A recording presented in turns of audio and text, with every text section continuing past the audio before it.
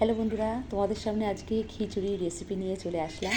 আমি আমার মতো করেই রান্না করি, সেটাই তোমাদের দেখাচ্ছি। এই দেখো, মুগ ডাল আর গোবিন্দভোগ চাল ভেজানো আছে। সমস্ত কিছু দিয়ে প্রথমে শুরু করে দিলাম। মুগ ডালকে আমি প্রথমে একটু লাল লাল করে ভেজে নিলাম। ভাজার পরে তারপর দিয়ে দিলাম আলুগুলো আমি একটু ভাজতে থাকি, লাল লাল করে ভেজে তবেই আমি তাকে ভালো করে ভাজতে লাগে। সেই আলুগুলো বড় বড় আছে, বড় বড় করে ভেজেছি, সেই জন্য একটু সময় লাগে আলুগুলো একটু ভাজতে। দেখুন, যতক্ষণ আমি ভাজছি ততক্ষণ আমি কাজে করে নিলাম। যাই হোক, ডাল আজকে প্রায় ভাজা হয়ে গেছে। এরপর দিয়ে দিলাম আমি কাজু বাদাম আর নারকেল, সেগুলো একটু হালকা হালকা করে আমি একটু ভেজে নিলাম। বেশি লাল করবো না, একটু হালকা হালকা করে লাল করতে হবে। এগুলো একটু ভাজা হয়ে গেলে সেখানের মধ্যে আমি একটু দিয়ে দিলাম ঠিক আছে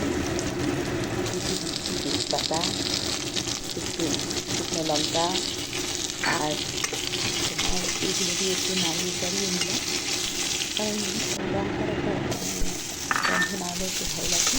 তার মধ্যে একটু টমেটো দিয়ে দিলাম। টমেটো একটু, সবাই অবশ্য টমেটোটা দেয় না, কিন্তু আমার ভালো লাগে টমেটোটা দিয়ে। টমেটোর পরে একটু আদা বাটাটা দিয়ে দিলাম। আদা বাটা আমি মিক্সিতে বেটে নিয়েছি আদা বাটা। তারপর ওই কড়াইতে হলুদ, লঙ্কা, জিরে বাটা সেগুলো একসাথে আমি এগুলো কিছুক্ষণ কষিয়ে নিলাম। ভালো করে কষানো যখন হয়ে যাবে, ভালো করে কষাতে হবে।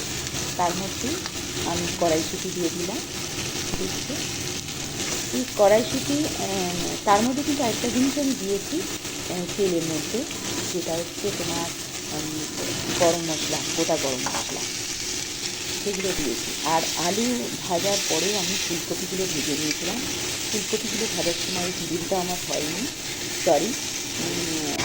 যাই একসাথে দেখলাম দিলাম।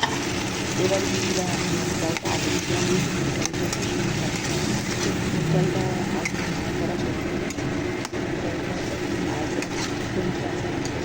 পরেই তারপর আমাদের দিতে হবে গোবিন্দভোগ চাল। গোবিন্দভোগ চালটা আমি একটু ভিজিয়ে রেখেছিলাম, গোবিন্দভোগ চালটা দিয়ে কিছুক্ষণ নাড়াচাড়া করে ভালো করে, যাতে মশলাগুলো চালে আর ডালের গায়ে ভালো করে তারপর জলটা জলটা যাতে এমন পরিমাণে দিতে হবে যাতে পুরো খিচুড়িটা তৈরি হয়ে যায়, আমাকে যেন আর জল না।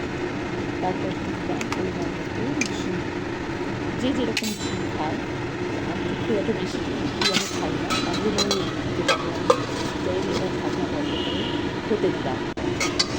এবার দেখো ফুটে গেছে, এবার খিচুড়িটা হয়ে গেছে। তারপর শুরু করলাম আমি একটু বেগুনি না হলে তো ভালো লাগবে না। খিচুড়িটা রেডি করে দিলাম, পরিবেশনের জন্য রেডি হয়ে গেল। কেমন হচ্ছে খেতে? এবার হাসবেন্ড ফাটাফাটি।